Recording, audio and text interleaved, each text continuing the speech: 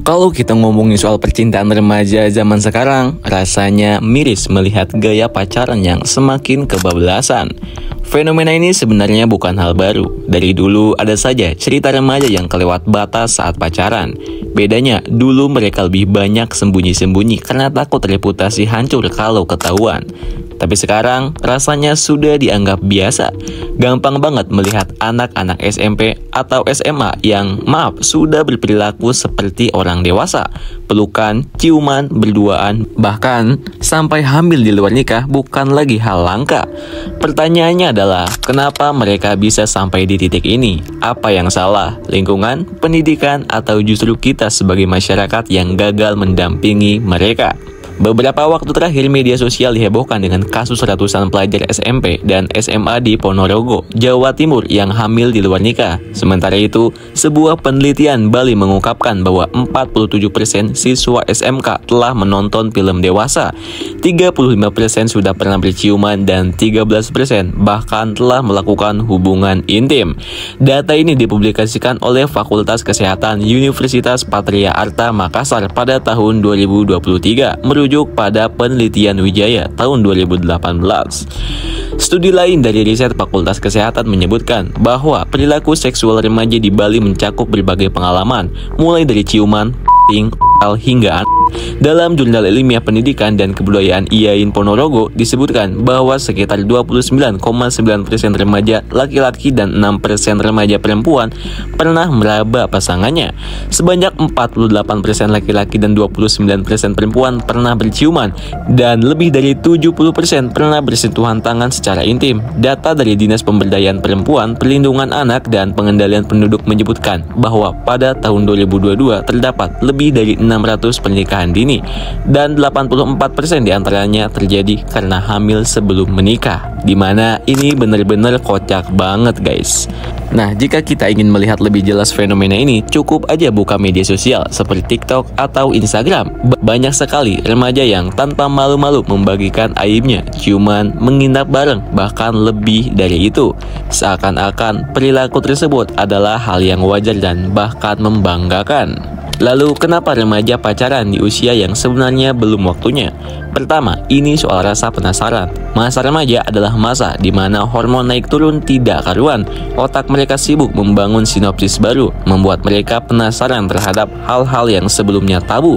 Sayangnya mereka sering tidak punya filter untuk membedakan mana yang boleh dan mana yang tidak.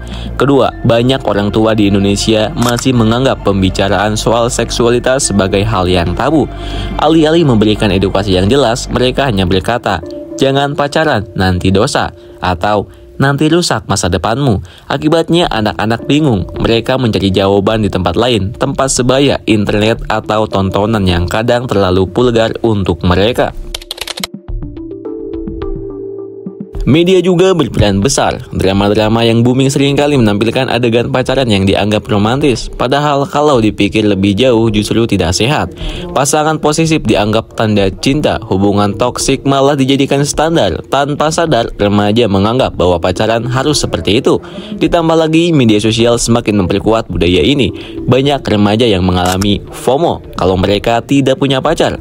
Mereka merasa ketinggalan zaman, tidak keren, atau bahkan dianggap tidak normal, dimana ini benar-benar gokil banget. Akses yang terlalu mudah. Akses informasi juga berperan besar. Kalau dulu untuk melihat adegan romantis harus menunggu film diputar di TV, tapi sekarang cukup klik di internet, mereka sudah bisa melihat hal-hal yang tidak seharusnya. Kontrol hampir tidak ada. Lebih parahnya lagi, banyak remaja yang berpikir, semua orang juga begini kok, sehingga sesuatu yang dulu dianggap tabu kini menjadi hal yang biasa. Lingkungan juga memengaruhi. Anak yang tumbuh di keluarga kurang harmonis cenderung mencari pelarian di luar rumah, dan pacaran menjadi salah satu caranya untuk merasa diperhatikan. Sayangnya perhatian ini kadang dimanfaatkan oleh pihak yang tidak bertanggung jawab. Budaya kita pun seolah mendua dalam menyikapi masalah ini. Di satu sisi kita sibuk menghakimi anak-anak yang pacarannya kebablasan, Tapi di sisi lain, kita juga tidak memberikan solusi yang nyata. Mau mengkritik mereka, tapi edukasi seksual yang serius saja masih dianggap tabu. Padahal banyak penelitian menyebutkan bahwa kurangnya edukasi seksual yang baik menyebabkan remaja mengambil keputusan yang tidak sehat dalam berinteraksi dengan lawan jenis. Sistem pendidikan kita juga seolah lepas tangan. Di sekolah, pendidikan seksual seringkali hanya sebatas membahas alat reproduksi. Itu pun kalau dibahas. Selebihnya, anak-anak dibiarkan belajar sendiri. Padahal mereka butuh banget bimbingan, terutama di usia yang labil seperti ini.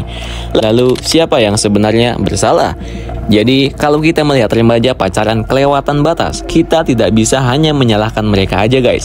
Yang rusak bukan cuma mereka, tapi juga sistem kita, budaya kita, dan cara kita sebagai masyarakat dalam mendidik mereka. Kita terlalu sibuk menyalahkan generasi muda tanpa menyadari bahwa mereka tumbuh di dunia yang kita ciptakan.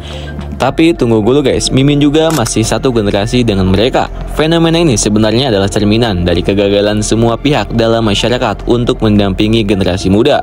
Kita tidak bisa terus-menerus menormalisasikan hal yang sebenarnya merusak bangsa.